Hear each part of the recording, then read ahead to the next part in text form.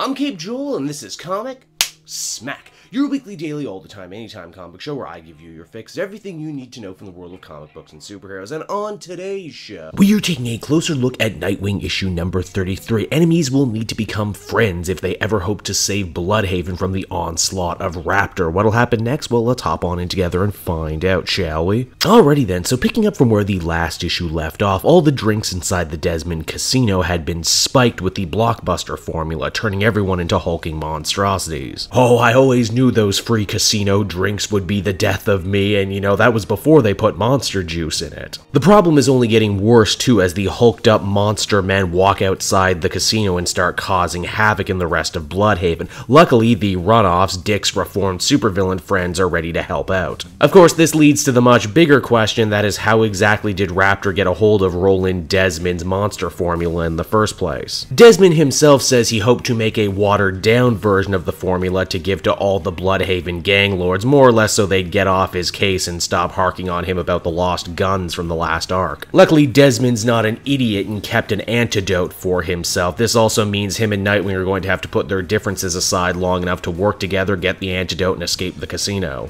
Meanwhile, up on the roof, Raptor and his new partner in crime, Pigeon, are ready for the next stage of their plan. Only they would be, but Raptor's gotten quite emotional after his failed attempt to kill Nightwing. It would seem, despite him harping on Dick Grayson for going soft under the tutelage of Batman, it's he himself who's actually growing soft right now. He's begun to care for Nightwing. He's grown accustomed to his face and those eyes that look like his mother. Oh man, if Raptor keeps going in this direction, he's gonna go the full Snape, I think. On their way to Blockbuster's office, Desmond and Dick end up getting caught off guard by a roided up Blockbuster version of Tiger Shark. Both hero and villain have screwed this guy over in the past, and they're not exactly sure who he wants to kill more at this moment. Once again though, if the two want to escape with their hides intact, they're going to have to work together. Luckily, Nightwing is an expert trapeze artist and is able to fling Desmond to safety. Why, and in a nice bit of character growth, Blockbuster could easily have just left Nightwing to die, but instead, after mulling it over, he decides to save him, showing him that he's not the true monster here. And hey, now that Nightwing has made a new friend, he decides it's perhaps time to mend fences with his old friends, namely his old girlfriend, Defacer. She's got the inside track to the bad guy's plan, saying that the casino was just a dry run for what their ultimate goal is, and that is taking the Blockbuster formula citywide, infecting everybody. And they're gonna do so by attaching a little formula to the leg of every pigeon they can find, and that's a lot of pigeons as the comic winds down. So that's Nightwing number 33, everybody, the big penultimate issue for this Tim Seeley series, and overall I again continue to super enjoy it. There's a lot of character growth and movement happening in this issue that had me riveted. Blockbuster continues to be fascinating, taking his steps towards becoming an actual real deal anti-villain, something I haven't read in a comic in a long time. Same with Raptor too. Once I thought I had him nailed down and knew what he was going to do, but he completely threw me for a loop this issue, and that's good. It's nice to see the runoffs get their moment in the sun too. Tim Seeley sure put a lot of time and effort into building these characters up, and now to see them help Nightwing out in such a big important way felt good. Honestly, we're at the point now in the story where all the threads are getting tied up in such a nice little package. It makes me feel kinda sad because I know it's gonna be over soon. Overall, I'd give this one another very solid 8 out of 10, so that's Nightwing, everybody. I hope you enjoyed it, and as always, why not check out some of these other videos I have available from the channel. Then you can follow me on Twitter at Cape Joel, so you're always up to date on what new books I got coming out next. And hey, you know what? The holiday season is coming up, so if you want to buy this or any other book in trade, then please use my book depository link down in the description of this very video. Not only will you get a great deal, not pay anything for shipping, but a small percentage of everything you buy goes to support me in the channel, which will be much appreciated. So until next time, this has been Cape Joel.